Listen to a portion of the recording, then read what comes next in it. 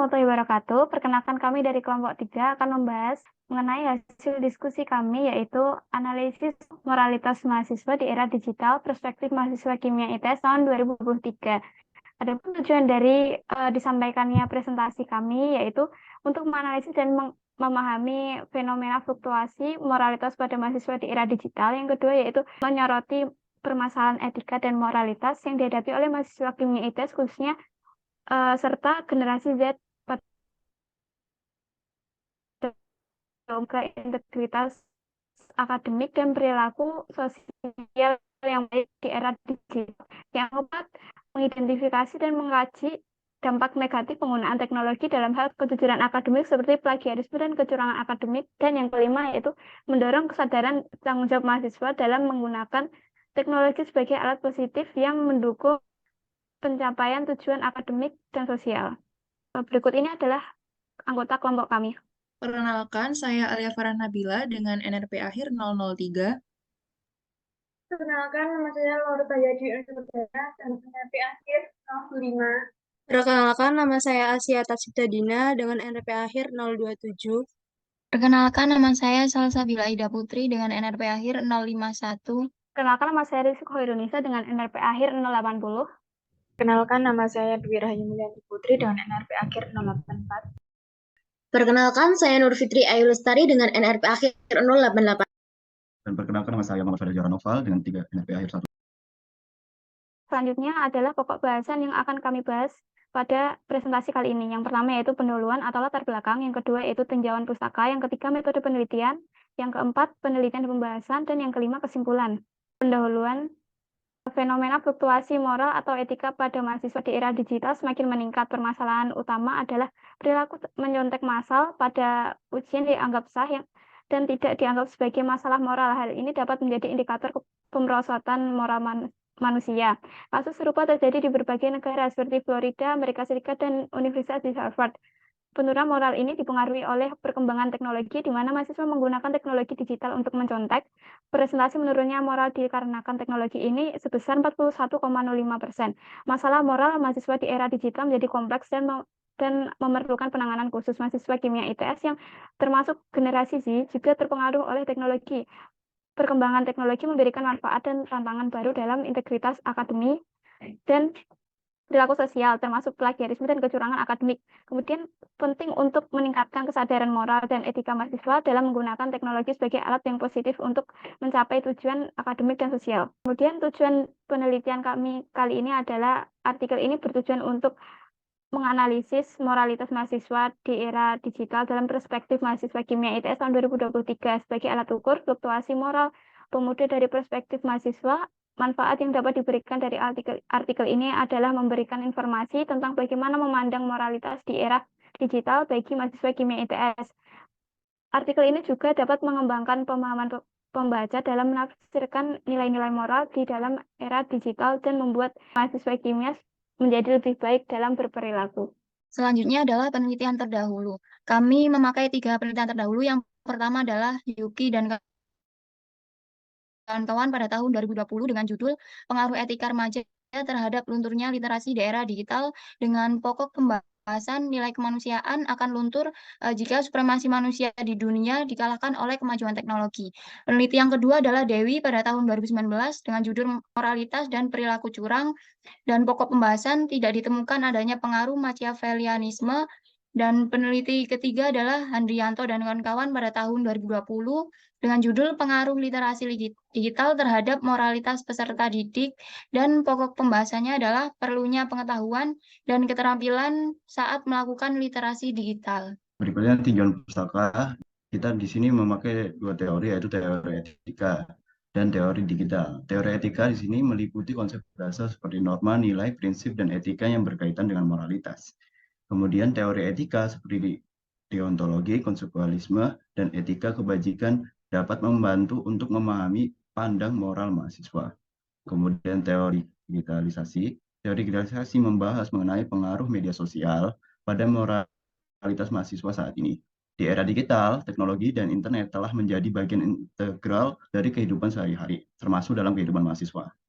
Nah, di sini moralitas merupakan seperangkap prinsip, nilai, yang menentukan tindakan dan perilaku seseorang dalam interaksi sosial. Pada konteks mahasiswa, moralitas berperan penting dalam membentuk karakter dan integrasi akademiknya. Baik, oleh karena itu, memahami dan menganalisis moralitas mahasiswa di era digital menjadi hal yang penting untuk diungkapkan, sesuai yang diungkapkan oleh Gau dan Baik. Pada ini kita menggunakan 3 penelitian. Penelitian pertama dilakukan oleh Yuki dengan judul Pengaruh Etika Remaja Terhadap Lunturnya Literasi di Era Digital. Nah, penelitian ini merupakan penelitian kuantitatif yang hasil penelitiannya tersebut dapat diketahui bahwa etika remaja buruk dikarenakan pemakaian gadget yang tidak terkontrol sehingga dapat mempengaruhi penurunan kemampuan literasi remaja. Kemudian pada penelitian kedua yang dilakukan oleh Dewi dengan judul Moralitas dan Perilaku Curang. Nah, jurnal kedua ini mendukung berjalannya penelitian artikel karena ada dasar mengenai faktor dari perilaku mencontek. Kemudian di penelitian ketiga yang dilakukan oleh Hadrianto dengan judul Pengaruh Literasi Digital Terhadap Moralitas Peserta Didik. Penelitian ini merupakan penelitian kuantitatif yang hasil penelitiannya dapat diketahui bahwa penggunaan digital saat ini di kalangan pemuda tidak digunakan dengan baik, sehingga berpengaruh dengan moralitasnya.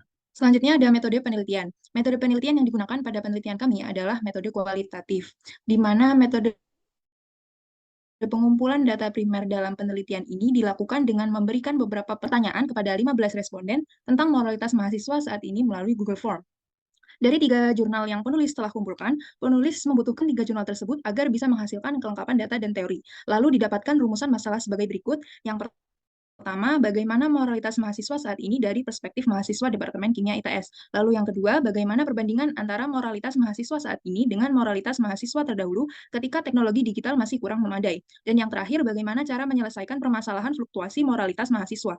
Penelitian yang dilakukan penulis ini menggunakan analisis grounded theory, di mana grounded theory adalah teknik untuk mengembangkan sebuah teori baru yang diawali dengan pengumpulan data menurut Glaser dan Strauss di tahun 2016. Lalu, berdasarkan kualifikasi data pada jurnal, diperoleh kesimpulan berupa pada artikel pertama, isi artikel itu sangat mendukung penelitian penulis karena memiliki tema yang sama, tetapi belum membahas mengenai sasaran dari tema, yaitu mahasiswa Departemen Kimia ITS. Lalu, pada artikel kedua, pokok bahasan dalam artikel juga mendukung penelitian penulis karena membahas mengenai moralitas, memiliki tema yang sama, serta dapat menambahkan contoh perilaku dari moralitas, tetapi belum terdapat sasaran utama, yaitu mahasiswa Departemen Kimia ITS. Dan artikel ketiga juga mendukung penelitian kami karena membahas pengaruh moral, serta sudah terdapat sasaran utama artikel yang bisa dijadikan sebagai acuan untuk mengembangkannya, serta menjadikan sasaran mahasiswa Departemen Kimia ITS. Selanjutnya adalah hasil penelitian dan pembahasan. Kami melakukan survei menggunakan Google Form atau kuesioner kepada 15 responden, yaitu dari mahasiswa Departemen Kimia ITS. Hasil yang pertama adalah pendapat responden mengenai pentingnya moral dan etika. Dari diagram yang telah disajikan dalam PPT menunjukkan bahwa 93,3% responden memilih sangat penting dan 6,7% responden memilih penting. Hal ini berkaitan dengan penelitian terdahulu oleh Gau dan Bei pada tahun 2019 yang menyatakan bahwa moral dan etika sangat penting untuk diri sendiri dan tidak dapat dipisahkan karena di antara moral dan etika memiliki fokus yang sama, yaitu membahas mengenai perbuatan manusia untuk menentukan baik atau tidak dari suatu perbuatan. Dengan demikian dapat disimpulkan bahwa moral dan etika sangat penting adanya dalam.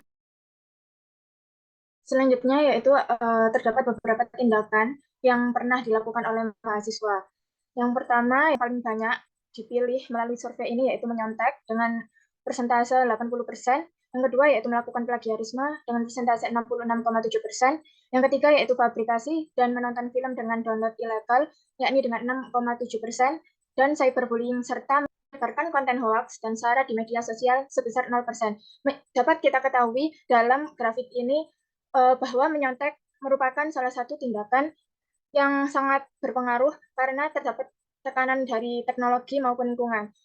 Lalu hasil dan pembahasan mengenai pendapat responden tentang penurunan moral mahasiswa. Daerah asir berwarna biru itu menunjukkan persentase tingkat pro responden dan warna merah menunjukkan persentase kontra terhadap pertanyaan yang diajukan. Berdasarkan survei dari responden, 100% dari mereka itu menjawab ya, yang berarti responden ini berpendapat bahwa merasa mahasiswa di era generasi Z mengalami penurunan moral. Hal ini sejalan dengan penelitian terdahulu yang dilakukan oleh Ma'rufah dan kawan-kawan di tahun 2020 bahwa generasi muda saat ini mengalami penurunan kualitas moral atau degradasi moral yang terjadi dari tahun ke tahun. Selanjutnya, terdapat faktor yang mempengaruhi penurunan moral pada mahasiswa yang menurut pendapat responden. Yang pertama, 73,3% berpendapat bahwa kemajuan teknologi lah yang mempengaruhi penurunan moral. 66,7% masuknya budaya asing, 60% buruknya parenting style orang tua, 86,7% faktor lingkungan, 13,3% faktor lain, dan 6,7% adalah pertahanan diri yang lemah. Selanjutnya adalah pendapat responden mengenai media sosial yang dapat mempengaruhi perilaku moral. Daerah akhir berwarna biru menunjukkan persentase tingkat responden dan warna merah menunjukkan persentase kontra terhadap pertanyaan yang diajukan.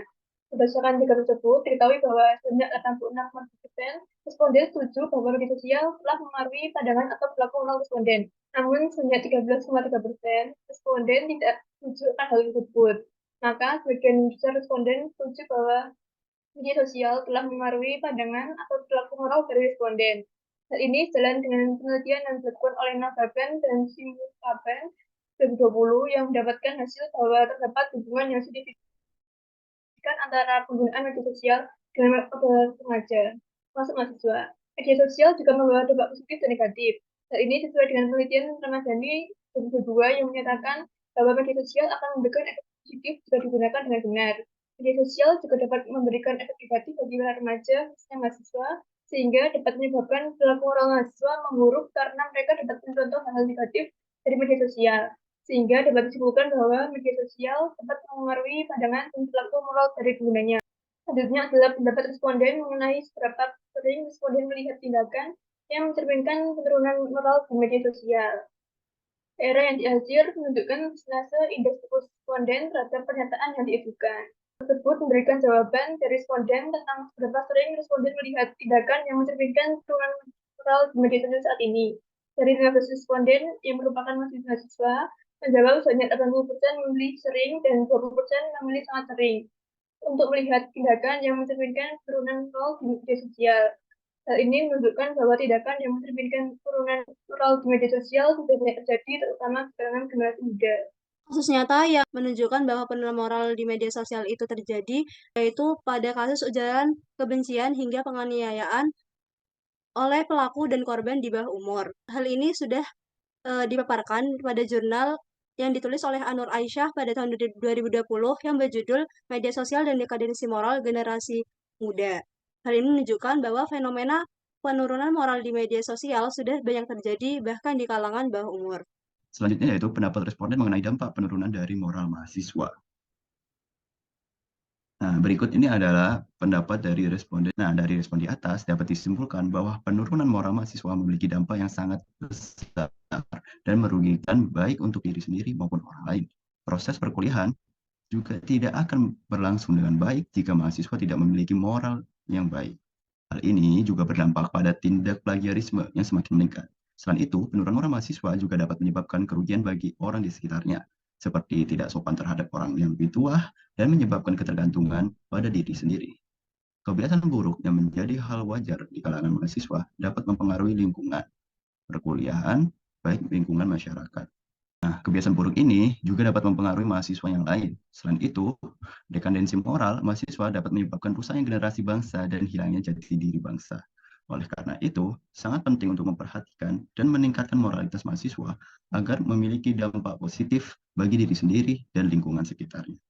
Selanjutnya adalah pendapat responden mengenai penggunaan internet memegang tanggung jawab moral dalam perilaku pengguna. Berdasarkan data yang sudah ada, responden sebanyak 86,7% memilih pro atau setuju, dan sisanya 13,3% memilih tidak atau kontra. Hal ini menunjukkan bahwa responden mayoritas setuju akan penggunaan internet harus memegang tanggung jawab moral dalam perilaku mereka.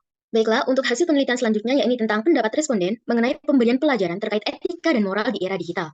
100% responden setuju terhadap pernyataan tersebut. Pemberian pelajaran mengenai etika dan moral di era digital sangat penting untuk dilakukan terhadap generasi muda.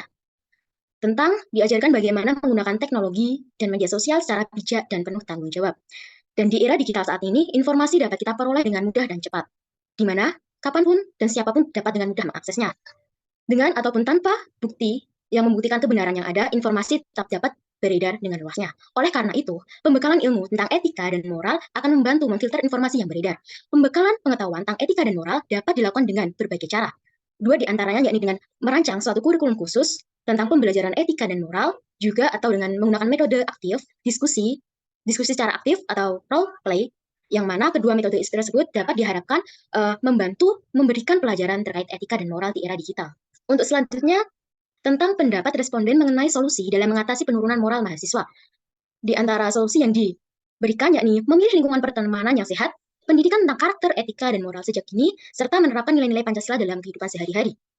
Untuk memilih lingkungan pertemanan yang sehat, mungkin kita pernah mendengar bahwa lingkungan itu adalah fondasi yang mempengaruhi besar terhadap terbentuknya karakter atau pribadi seseorang. Pada dasarnya, lingkungan itu merupakan faktor utama dari dekadensi moral, yang mana ketika seorang mahasiswa berada dalam lingkungan yang kurang sehat, maka akan berimbas pada kualitas dari mahasiswa tersebut. Untuk selanjutnya, yakni pendidikan tentang karakter, etika, dan moral sejak dini. Sebenarnya, pendidikan tentang karakter, etika, dan moral sudah lama diterapkan dalam kurikulum pendidikan di Indonesia.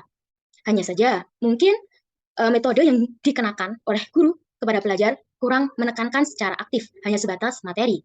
Untuk selanjutnya, yakni menerapkan nilai-nilai Pancasila dalam kehidupan sehari-hari. Kita tahu bahwa Pancasila merupakan pedoman hidup kita, parameter yang membatasi perilaku dan tingkah kita dalam hidup berbangsa. Kita sebut nilai praksis Pancasila, yakni nilai instrumental yang mana diterapkan dalam kehidupan sehari-hari. Dan solusi tersebut mengacu pada teori yang telah dijabarkan. Berdasarkan pemaparan yang telah dijelaskan sebelumnya, kami menyimpulkan bahwasanya di era digital saat ini, kemajuan teknologi memberikan berbagai macam dampak terhadap kehidupan, terkhususnya pada moralitas generasi muda yang semakin mengkhawatirkan. Untuk pengaruh teknologi sendiri, dapat mengacu pada penggunaan media sosial yang dinilai mampu mempengaruhi sudut pandang dan pendidikan dan perilaku moral mahasiswa. Dan dari penurunan moral tersebut, muncul berbagai macam dampak merugikan. Dengan demikian, masalah penurunan moralitas cukuplah kompleks dan perlu diadakan tindakan lanjutan untuk mengatasi dan mencegah berbagai dampak negatif yang tidak diinginkan. Serta perlu adanya campur tangan dari pihak lain. Dengan meningkatkan moralitas dan etika hidup, mahasiswa sebagai garda terdepan generasi penerus bangsa diharapkan dapat memiliki kredibilitas terpercaya. Demikian isi presentasi dari kami kali ini. Semoga apa yang kami sampaikan dapat bermanfaat bagi kita semua. Jika ada kekurangan, mohon dimaafkan. Karena kesempurnaan sesungguhnya hanya milik Allah Subhanahu wa Ta'ala saja. Sekian dari kami. Wassalamualaikum warahmatullahi wabarakatuh. Terima kasih semuanya.